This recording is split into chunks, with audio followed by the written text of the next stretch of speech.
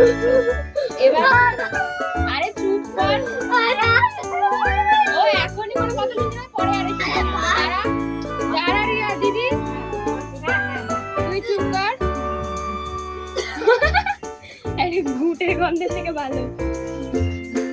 এবার